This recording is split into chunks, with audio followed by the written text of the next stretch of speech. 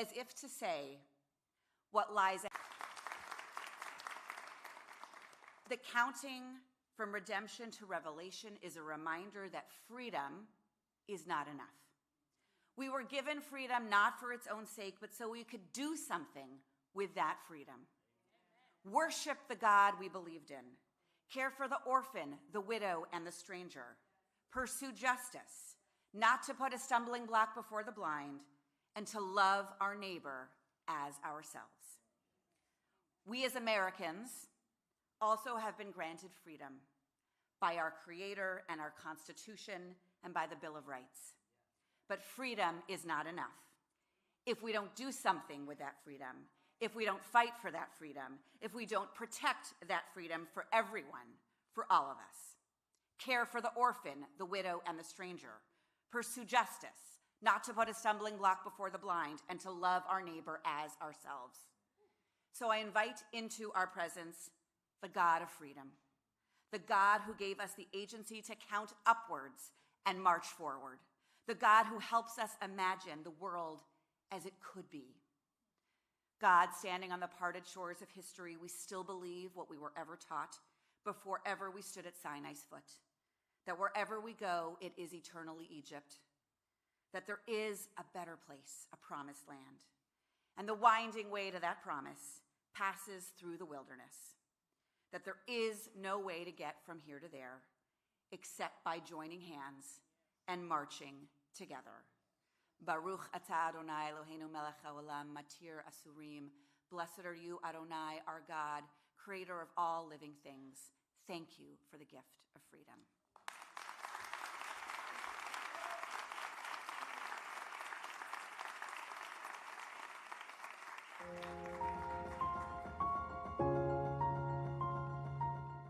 Elon Musk and Donald Trump and the Republicans, they want to take a chainsaw to Medicaid. They want to take a chainsaw to Social Security. They want to take a chainsaw to Medicare. But let me be clear, we're going to take a chainsaw to Project 2025. Where's Elon Musk? I'm sure he's a genius and is a very credible person because of the wealth he's accumulated. But that does not put him above the law or the responsibility to come before this committee in this Congress. If he's so great, if these plans and all the fraud and abuse that he's found are so eminent, why isn't he here explaining it? You know why. Because he's out to privatize Social Security. So to Trump and to Elon Musk, I have 5 words. Hands off our Social Security! Hands off our Social Security! Mr. Talcove, do you know how much money a day Mr. Musk will receive from the federal government for his contracts? No. The answer is $8 million a day. Just last year, Elon Musk was promised $3 billion from close to 100 contracts with the federal government. Ms. Royal, do you know how much the average person in this country who survives on Social Security, one of our seniors who's worked their entire life, about how much they have to survive on a day? I do not. $65 a day. We're not looking into Elon Musk's $8 million a day. This subcommittee, chaired by Marjorie Taylor Greene and the House Republicans, is looking into your grandmother's $65 a day. When they told us to just lay down and take it, what did we do? We fought back, and here we are in their faces. You are not just saying hands off. You're not just standing up for your family and your community. You are the patriots standing up for our country. This is all about all of us versus the billionaire class and the politicians that they have purchased. On the campaign trail, President Trump promised to protect your hard-earned Social Security benefits. However, now he has sent trickster Elon Musk and his flim-flam government agency DOGE after the Social Security database. While courts across our country step in to try and stop Doge, its destabilization continues at an alarming rate. And I'm concerned Elon Musk wants to privatize Social Security, and he, through his new computer company that he just bought, is going to try to be paid by the government to manage those accounts. Now, we all know that we're living in some dark times. We see the foundations of our society, Social Security, Medicare, Medicaid, the very safety nets that people have fought for generations to ensure that our country lives up to its promise, are being targeted by the billionaires and the oligarchs and the corporations. If we don't protect Medicaid, it will be catastrophic. Over 80 million people in this country rely on Medicaid for their health care. 3 million of them are in Pennsylvania. 110,000 of them in my district. House Democrats led and had a day of action yesterday where over 150 members participated, where we called attention to Medicaid and the importance of Medicaid in our communities. The president chose to take actions that he didn't even have the authority to take. He's put our economy in disarray and near collapse. We have small businesses and Americans who are concerned about their well-being, people's retirement, people's 529 accounts went down because of this administration. We have people that are planning to send their kids to college this fall. People who are retiring whose benefits have declined. Is this market manipulation? No. Why not? If it was a plan, if it was always the plan, how is this not market manipulation? It's not market manipulation, sir. Well, then what is it? Because it sure is not a strategy. Hands off our Social Security. Hands off our Medicaid. Hands off Medicare. Hands off SNAP. Hands off our kids. Hands off women's rights. Hands off LGBTQ rights. And we're going to do everything that we need to do. Thank you, sir. It's an all-hands-on-deck effort. Yeah. We're going to fight on your behalf in the Congress. Yeah. We're fighting on your behalf in the courts. Yeah. And we're going to make sure we do what we need to do in the community. Yeah. Because they want us to step back. We're here to push back. Yeah. We're here to push back on your behalf. Yeah. Thankful for your dignity. Thankful for your determination. Thankful for all that you do. Yeah.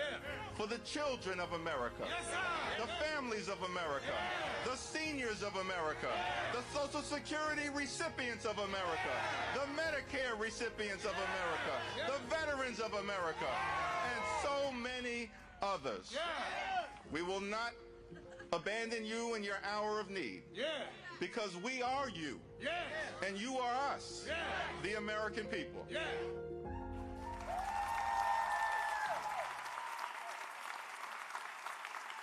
Please welcome to the stage Democratic Leader Hakeem Jeffries.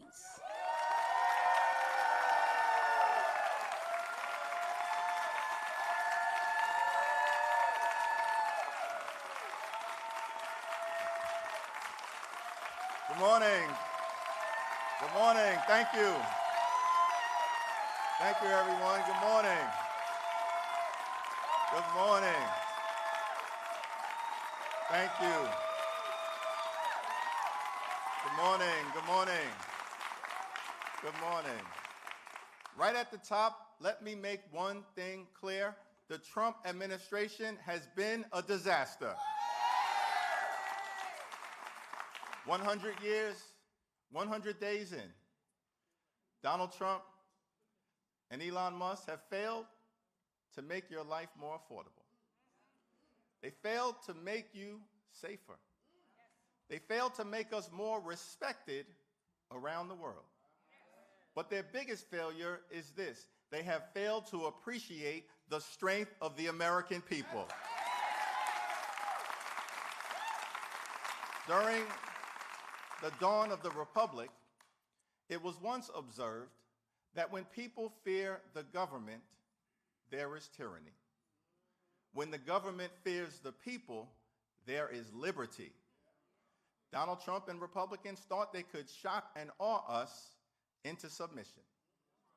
They thought we would be too complacent to stand up for liberty and justice for all.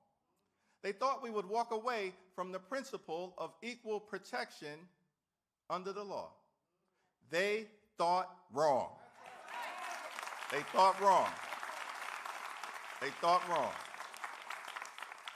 Trump's unconstitutional assault on the American way of life is unprecedented. But the so-called dictator on day one is learning an important lesson. Americans don't bend the knee to bullies.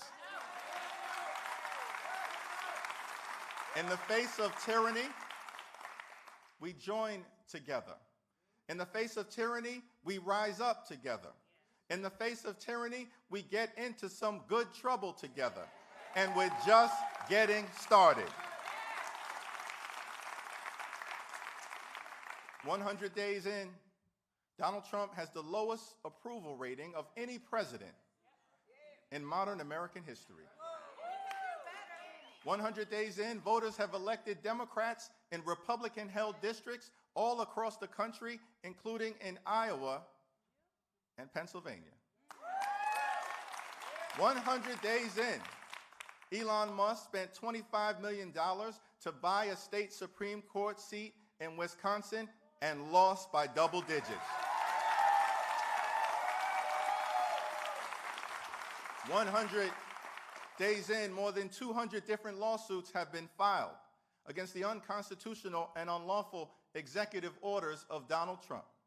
And the American people are winning in court. 100 days in, principled opposition to Republican extremism is taking shape from sea to shining sea. The American people are rising up and making it clear that the Trump administration has a lot to fear.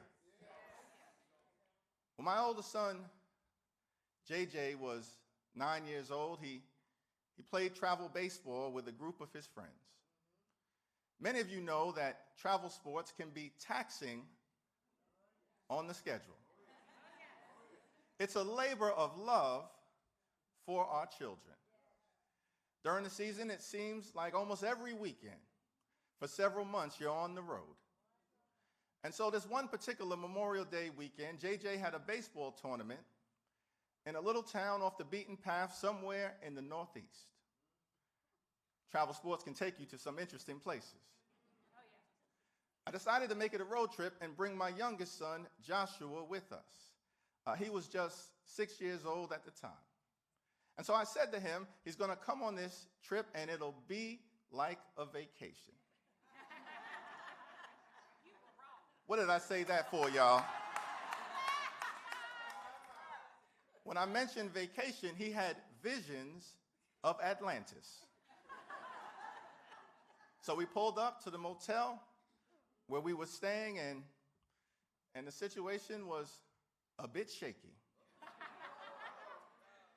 My 6-year-old son looked at the motel, looked at me, looked at the motel, looked at me, and said, "Dad, is this where we're staying?" I said, "Yes, Joshua. Why do you ask?" He responded, "Oh my God, Dad, this is a debacle." 6 years old, I looked at him and said, "What does the word debacle mean?" He responded quickly. He said, "I don't know, Dad. It's something bad." This is the moment we are in right now in the United States of America, with Donald Trump and the Republicans in charge. Crashing the economy is something bad. Destroying Medicaid as we know it is something bad. Taking a chainsaw to Social Security is something bad. Raising costs on hard-working American taxpayers is something bad. Firing federal workers, including thousands of veterans who served this country, is something bad. Canceling medical research for children with cancer is something bad. Destroying the retirement accounts of everyday Americans is something bad. Trying to whitewash the most painful parts of our history is something bad. Targeting law-abiding immigrant families is something bad. Undermining the rule of law is something bad. The first 100 days of the Trump administration have been a debacle.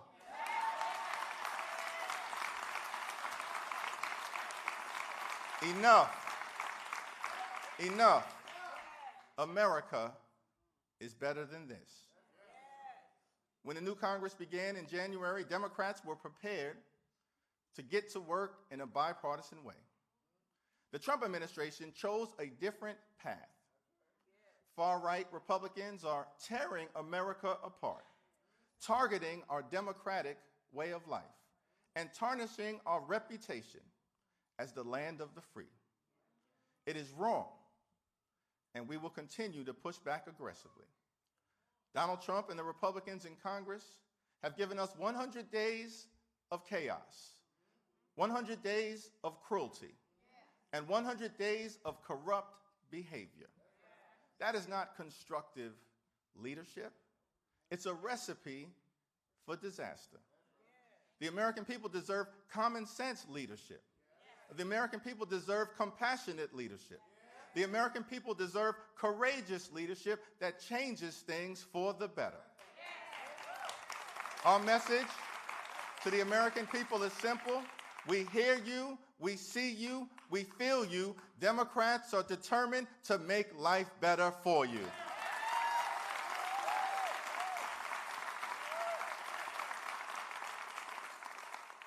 Donald Trump and his sycophants spent yesterday bragging about the speed with which they've moved during these first 100 days. They're right. Never has a president failed so spectacularly, so often, so quickly as Donald Trump. The White House referred to its strategy for the first 100 days as shock and awe. Well, they're half right. It is shocking how rapidly this administration collapsed into chaos, cruelty, and corruption. It's shocking how quickly MAGA Republicans turned their backs on working-class Americans. It is shocking how spineless Republicans have been in the United States Congress. And it is shocking and tragic and infuriating how much damage Donald Trump and the Republican Party's policies have already done. Here's the thing.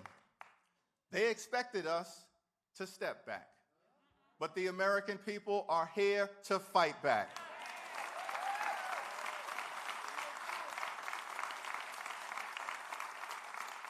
On the campaign trail, Donald Trump promised to end inflation.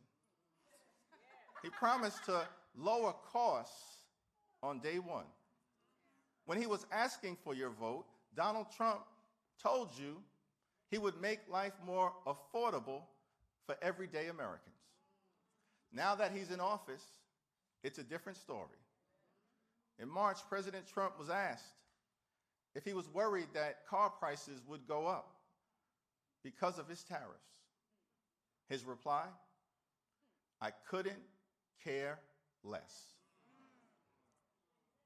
The cost of living in the United States is too high, America is too expensive, and Donald Trump couldn't care less. He couldn't care less that housing costs are too high. He couldn't care less that grocery costs are too high. He couldn't care less that child care costs are too high. He couldn't care less that health insurance costs are too high. He couldn't care less that utility costs are too high. Donald Trump couldn't care less. Prices everywhere are too high, and Donald Trump couldn't care less. 100 days in, Donald Trump is making life harder for you and your family. And every day, his costly tariffs stay in place. Life in America gets more expensive. American families will pay thousands of dollars more per year. Small businesses are shutting down. Corporations are not hiring. Businesses are unable to invest because of the uncertainty that has been created. Inflation is on the rise, life is getting more expensive, and the reckless economic policies of Donald Trump and House Republicans are driving us toward a recession. Republicans in Congress could put a stop to this insanity at any time. Since they won't, next November, we will. Yes, we will. Yes, we will. Which brings me to Elon Musk.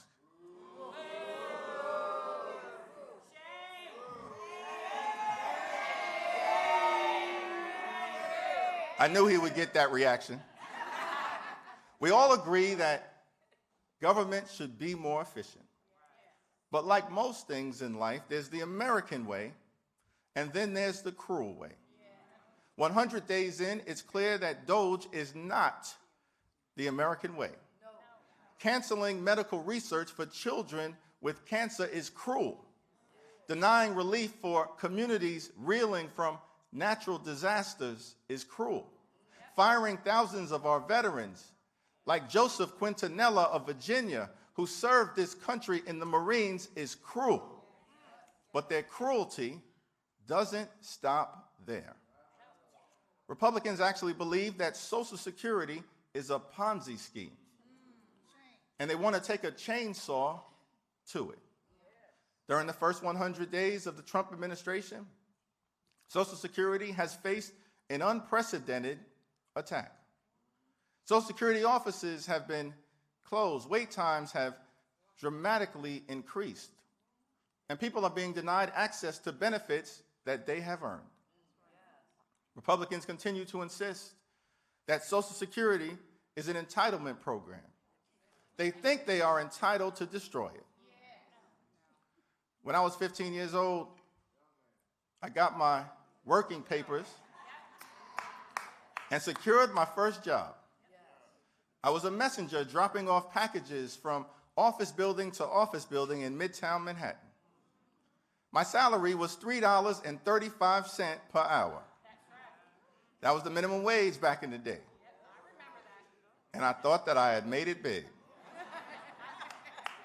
Particularly upon learning that as a high school student who worked part-time, I wouldn't have to pay any income tax. So I couldn't wait to get my first check. On a piece of paper, I multiplied $3.35 by the number of hours I expected to work during my first pay period. I figured out the total, and in my mind, that money was already spent.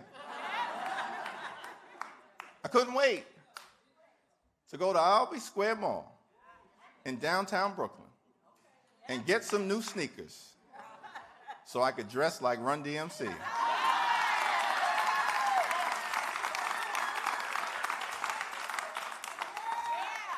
But then the check came, and some money was missing.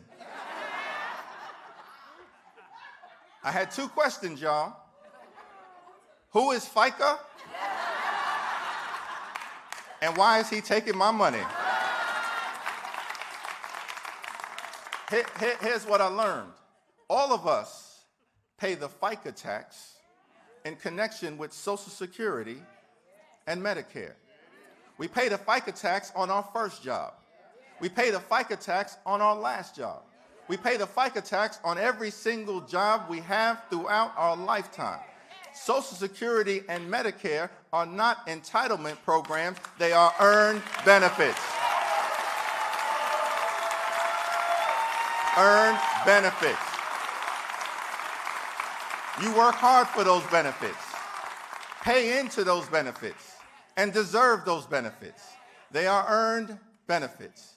Democrats will make sure that Donald Trump and House Republicans keep their hands off your Social Security and your Medicare. Hands off today, hands off tomorrow, hands off this week, hands off next week, hands off this month, hands off next month, hands off this year, hands off next year, hands off Social Security and Medicare forever. Forever. Forever. Now, if this administration actually had some common sense,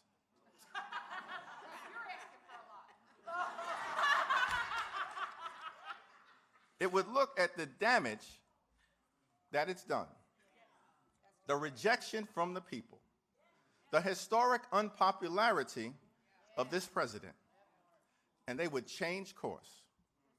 But Donald Trump is doubling down. And instead of being a check and balance on this president's abuse of power, Republicans in Congress are nothing more than a rubber stamp for his extreme agenda. Recently, I met a woman named Mary Beth. She lives in Canton, North Carolina, a town of 4,400 people that is still rebuilding from Hurricane Helene. She has custody of her 4 grandchildren, ages 10, 12, 15, and 16. Their parents can no longer care for them due to addiction, domestic violence, and homelessness. The moment you talk to Mary Beth, you know that caring for those grandkids is everything. And she's doing it on a fixed income, working part-time, making $8 an hour at a coin laundry. No longer. I'm no longer there. I'm sorry. And is no longer employed. To supplement the disability support that she had received. Mary Beth has had, at times, to skip refilling her prescriptions to make sure her grandkids don't have to skip any meals. Medicaid is the only reason her grandchildren are able to see a doctor, including the youngest, who is dealing with ADHD and autism. Mary Beth works hard, loves her family, and is a patriotic American. And Mary Beth is here with us today.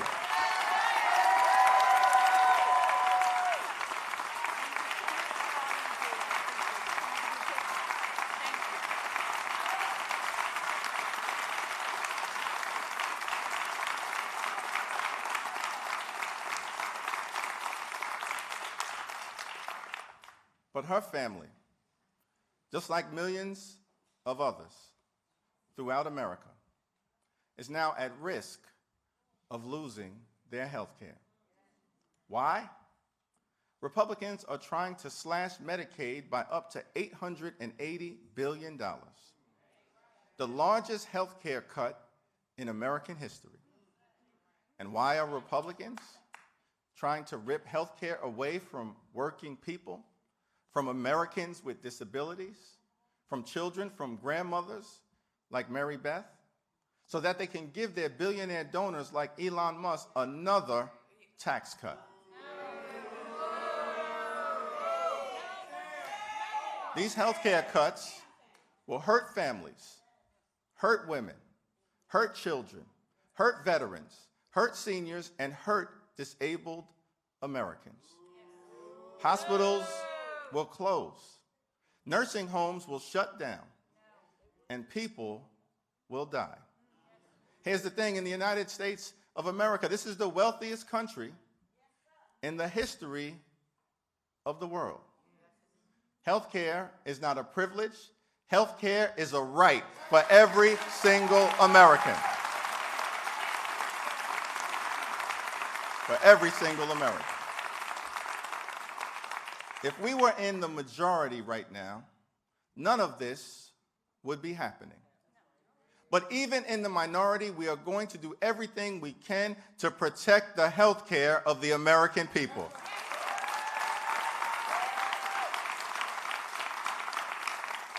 And we'll keep reminding our Republican colleagues, especially the ones who vote like extremists, but then go home and pretend to be moderates when it's time to run for re-election, that the people are watching. It's time for Republicans in Congress to stop being a rubber stamp for Donald Trump's extreme agenda. You don't work for Donald Trump. You don't work for Elon Musk. You don't work for the far-right extremists. You work for the American people.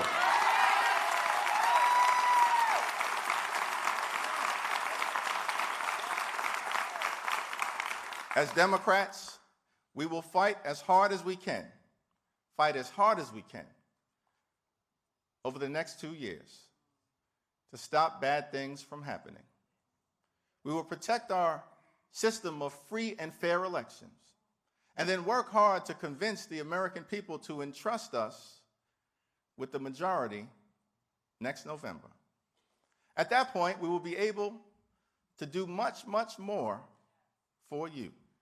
We will build an affordable economy that works for everyday Americans. We will confront the climate crisis with the fierce urgency of now. We will block any budget that goes after your Social Security, Medicare, or Medicaid. And we will hold the Trump administration accountable for its corrupt abuse of power.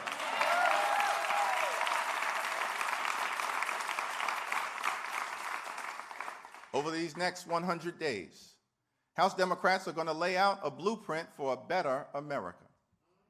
And you will see a vision for this country's future that isn't about Donald Trump. It's all about you. All about you. How can we make your life better? How can we put more money in your pocket? How can we lower your costs? How can we help you give your kids the future they deserve? These are the questions we are thinking about each and every day. Now, the American dream isn't about getting something for nothing. You have to work for it. But if you work hard and play by the rules, here's what you should be able to have: a good paying job, an affordable home, high-quality health care, education for your children, and the ability to retire with grace and with dignity. That's the American dream. That's the American dream. That's the American dream. And when we're back in charge, that's what we will fight hard to deliver for you.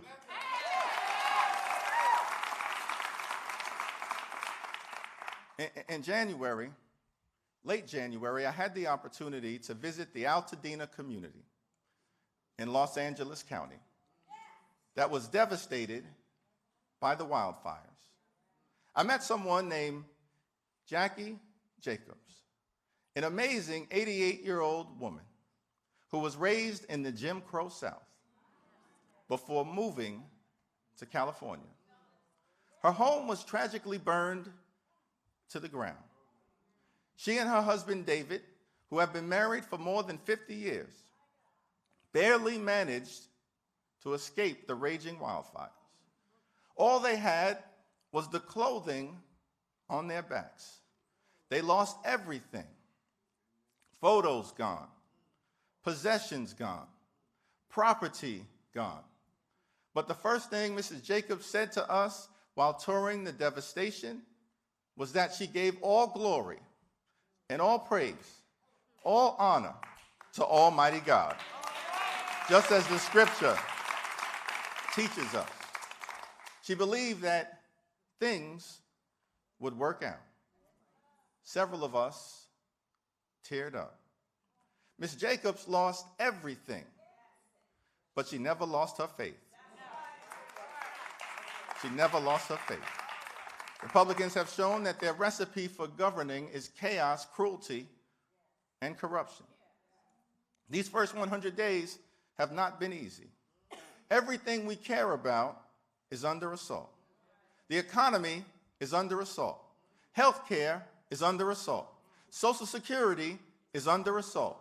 Veterans are under assault. Farmers are under assault. The right to organize is under assault. Public schools are under assault. The American way of life is under assault. Democracy itself is under assault. Everything we care about is under assault. But just like Mrs. Jacobs, we must never lose faith. We must never lose faith. Faith in our community, faith in our country, faith in a brighter future, faith in Almighty God. America is a resilient nation. We are a resilient people. We have a resilient Constitution. We will never give up. We will never give in. We will always show up. We will always speak up. We will always stand up. We will continue our march toward a more perfect union. We will not rest until we end this national nightmare and deliver an America with liberty and justice for all. God bless you. God bless our troops. May God continue to bless the United States of America.